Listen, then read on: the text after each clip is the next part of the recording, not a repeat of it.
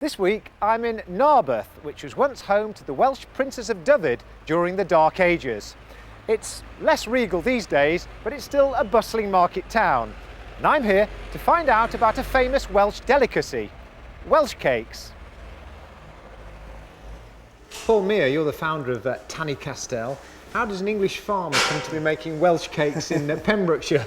Well, it all began really because the state of farming had got into such decline that I felt that I wanted a change of career, and this seemed to be a good opportunity to try something new. We started in a small cottage which was converted to food grade standard, and we worked up from there.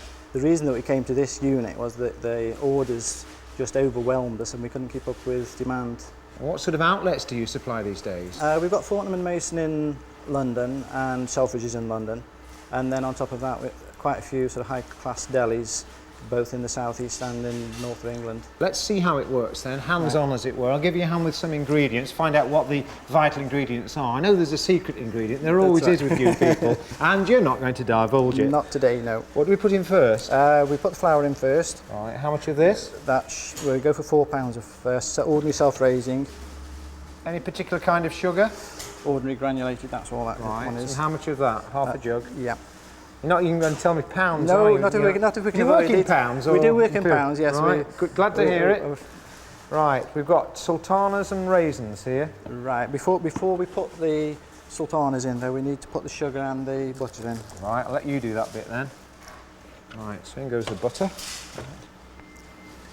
So traditionally, does anybody know when they were first made, Welsh cakes? No, it's a very old cake. It's one of the first cakes that we know of. It was baked on a bake stone in effect, which was a flat stone put onto a hot fire, and then the mixture a very was early cooked on form that. of cooking. Yeah, and we've not changed from that really. We've just got a moving hot plate instead of a static one. Got you. That's behind us. Yeah. You're going to start that up now. Yeah, then? we need to blend the 3 ingredients there together. Okay. All right. Got the sultanas ready. Shall I get some raisins now? Yeah. I'm going to get the secret ingredient. Go away, can't see this. No. Right. Go away, Wood, go away. I've just lobbed that in, is that okay? Fine, that's fine. Now, before we put the eggs in, we just add this one. Okay. And once we've got the eggs in, that's about it then, is it? Yes, we just blend that for a moment. We're saying lots of protein, I mean, very nutritious. I've heard that years ago the South Wales miners would regularly take these to work, Welsh cakes. Yes, and I think a lot of people still use them in their lunchbox today. Oh, there's a real sense of home baking here. We're going to have a go now at rolling some of this out. So what's the technique? Main thing is that we've got a good coating of flour on our hands, so that the mix doesn't stick to our fingers and everything else. Okay, and how much of this do I get? Just a reasonable dollop. A reasonable dollop? That's very technical. I see what you mean, yeah, it gets everywhere, doesn't it? You'll need some more flour on your hands, I'm afraid, to be able to control that. It's one of those jobs that looks very simple, but I'm sure, like a lot of things, it's... I mean, is it as easy as rolling pastry? It's very much more difficult than rolling pastry because there's no elasticity in it. With an ordinary pastry, you're able to stretch it and it'll do as you like, whereas this is very short, tends to come apart or stick. Right, so it takes quite a while to train someone, does it, for this side of it? It can take months to get somebody that's really capable of... I haven't got months, I've only got 30 seconds, so what do I do now? Some more flour then, that's the next part. Right. Right, and if you get your hands underneath it to actually lift it up so that rather than pressing the air out, you actually lift it up. Yeah. Make sure it's completely coated in flour. Yeah, you're very fussy about your air, aren't you? Yes, very fussy. Just remind us about the air.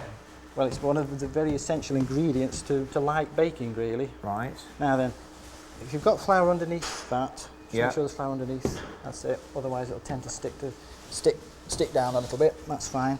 The next part is rolling. Now, if you take some flour in your hands whilst rolling and just rub some along there, but then you can actually keep some of the flour in your hand whilst you're rolling. Haven't got a bigger pin, have you? Puts many to shame, this does. It does, yeah. Wouldn't want to be whacked round the back of the head with that coming in on the late night. And the idea is that once you've started to roll, you roll from the centre out. Right. You don't roll from one side to the other because all that does is compound the product. Pin and a half, isn't it? This weighs about 100 weight. That's it. Now lift up and start from the centre. Right. That's it. And now add a little bit more flour. You need to dust the top of that. That's enough, that's fine. And I suppose they've got to be a critical There's a critical thickness, yes. width in yes. thickness. Right, we'll stop the mixture there. Okay. So that we're able to cut it. Now, it's important that we've got plenty of flour on the cutter, otherwise it tends to clog the cutter up. And there is a little bit of a technique in so much as once we've pressed down, we mustn't twist the cutter, but we just roll it back slightly, Right. and then place it on a hand like so. And that's the traditional shape? Yes, serrated edge. The diameter varies slightly. We tend to make slightly larger cakes here than many. That's it. Yeah. That's fine. All right. We've got it.